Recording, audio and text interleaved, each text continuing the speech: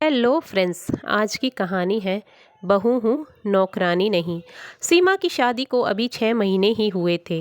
वह एक मध्यम वर्गीय परिवार में आई थी, जहाँ हर किसी की अपेक्षाएं अलग अलग थीं। ससुराल में कदम रखते ही उसकी जिम्मेदारियां ही शुरू हो गई थीं। सुबह के 4 बजते ही सास की आवाज़ सुनाई देती है, सीमा उठ जा, किचन में काम है, पहले झाड़ू पोछा कर ले, फिर नाश्ता बना लेना। सीमा थकी आंखों से उठती और काम में लग जाती। उधर पति राकेश अखबार पढ़ते हुए बोलते, सीमा चाय बना दो, दूध जरा ज़्यादा डालना। सीमा अभी नाश्ते में उलझी ही होती है कि बच्चे बोलते हैं, चाची चाची खाना तैयार कर दो, हमें स्कूल जाना है। टिफ़िन तैयार है या नहीं, जल्दी करो, बस आने वाली है। बस हड़बड़ाहट में उनके टिफ़िन पैक करती। थोड़ी देर में नंदी उसकी ननंद ऑफिस के लिए तैयार होती और कहती, भाभी मेरी ड्रेस प्रेस कर दी है क्या, देर हो रही है। सीमा जल्दी जल्दी प्रेस करती और फिर ससुर के लिए उसका अखबार और पानी तैयार करती। दोपहर तक काम करते करते सीमा की हालत खराब हो जाती।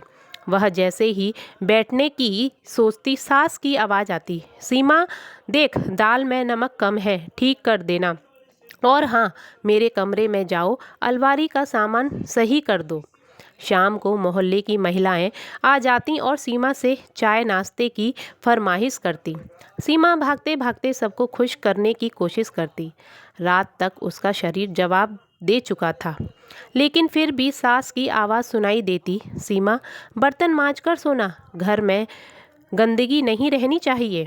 धीरे धीरे सीमा को समझ आ गया कि उसे खुद के लिए भी वक्त निकालना होगा।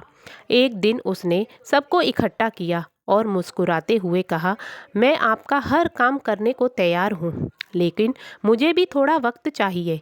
अगर मैं बीमार पड़ गई तो आपके काम कौन करेगा।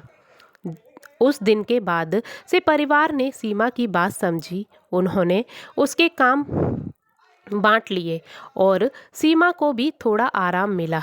अब वह खुश थी, क्योंकि वह बहू के साथ साथ एक इंसान के रूप में भी जी रही थी।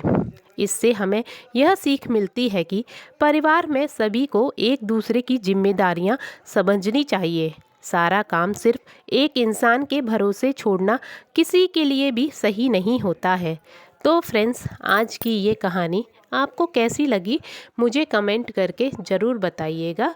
थैंक यू सो मच मेरा चैनल सब्सक्राइब करने के लिए।